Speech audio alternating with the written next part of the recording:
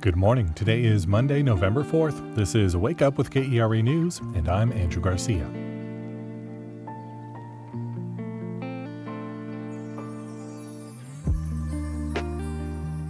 Thunderstorms from the weekend continue throughout the day today. Severe weather will be possible, especially along and east of I-35 during the afternoon hours. That includes damaging wind gusts, hail, and localized flooding. Stay safe and dry out there. The National Weather Service is recommending to have multiple ways to receive weather alerts. With elections right around the corner, voters in the LGBTQ community are bringing their concerns about abortion and gender-affirming care to the voting booth. We'll hear more after today's news.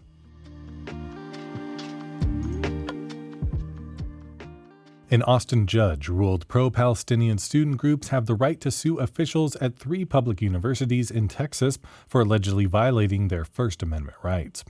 The schools, including UT Dallas, updated their free speech policies to comply with an order from Governor Greg Abbott, which called for a crackdown on anti-Semitic rhetoric in the wake of Israel's war in Gaza. The Council on American Islamic Relations filed the lawsuit on behalf of student groups and say Abbott's order conflates anti-Semitism with criticism of Israel.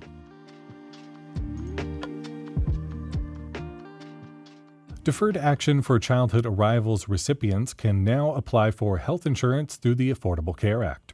Immigration attorney Ruby Powers says DACA recipients were previously excluded under the ACA's definition of lawfully present.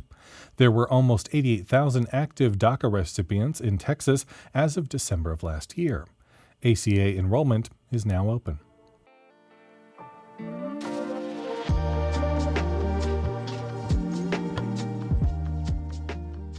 KERA reporters have been out around North Texas to hear what's on voters' minds as Election Day nears.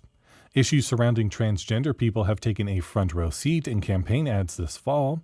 As KERA's Kaylee Broussard reports, voters who are part of the LGBTQ+ community say that discourse and other issues such as abortion are on the top of their mind this election season. Between booths at a Sunday market in Dallas's Oak Lawn neighborhood, Mariana Turan of Fort Worth says abortion is weighing on her this election season. Just feeling like I don't have a control over my body is probably what worries me the most. Not just abortion in general, but what leads up to if you happen to need an abortion health-wise. Abortion is a top-line issue for elections across the country. According to the health policy nonprofit KFF, abortion has passed inflation as the top issue for women under 30. For Kate Calavoda of Mansfield, the U.S. Supreme Court's overturning of Roe v. Wade in 2022 was concerning, and she's worried about future high court rulings. I am concerned that in recent years, the Supreme Court's decision on Dobbs that reversed Roe v. Wade could be a sort of bellwether issue. Trans rights are on the Supreme Court's docket in December. The court will take up a case out of Tennessee on whether the state's ban on gender-affirming care is constitutional. Texas and about 24 other states have similar bans or restrictions.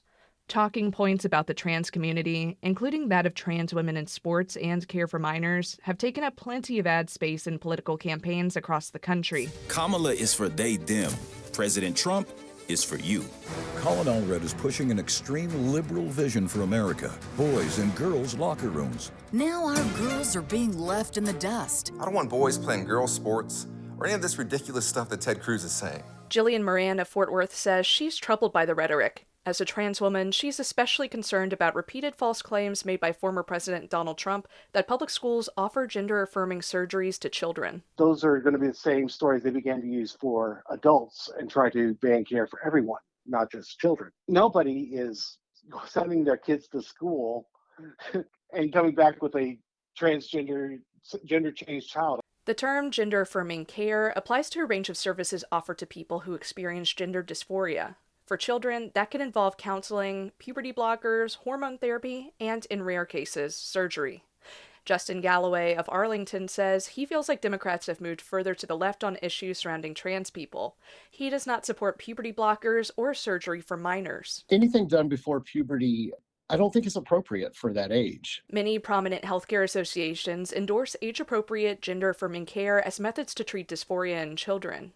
For Galloway, his opposition led him to change party affiliations. The former officer of a local Stonewall Democrats chapter is now involved with local log cabin Republican and Libertarian parties. I don't think I've moved the goalpost. I think they moved, and I'm still where I'm at, but now I'm considered center-right. But Jillian Moran says people like her just want to exist without persecution.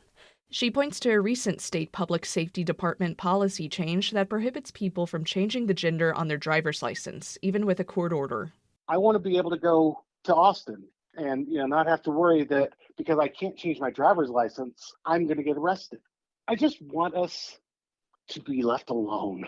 Kate Calavoda says she feels like politicians have weaponized LGBTQ issues. They're used to highlight the polarization between the two parties, and I don't think that enough is being done to really focus on the LGBTQ community as people. Calavoda says she'd like to see politicians address issues beyond this election's talking points. That was KERA's Kaylee Broussard reporting.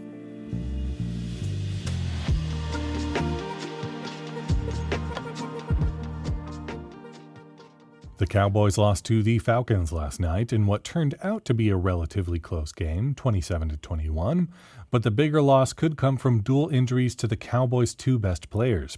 Quarterback Dak Prescott, who left the game in the third quarter with a hamstring injury, and wide receiver CeeDee Lamb, who is dealing with a right AC joint issue with his shoulder. Both are set to undergo MRIs to assess the injuries further. The Dallas Mavericks handily defeated the Orlando Magic last night, 108-85. They'll play the Indiana Pacers tonight. Explore the Islamic influence on the Iberian Peninsula in the Unearthing the Legacy of Islamic Spain exhibition at the Meadows Museum. For tickets and other things to do this weekend, visit kera.org/calendar. Thanks so much for listening to Wake Up with KERA News. I'm your host, Andrew Garcia. The show was produced and edited by Shardae White and Bekah Morr. For more news in your inbox, visit kera.org/wakeup. That's where you can subscribe to the Wake Up with KERA News newsletter. That's written by our colleague, Catherine Hobbs.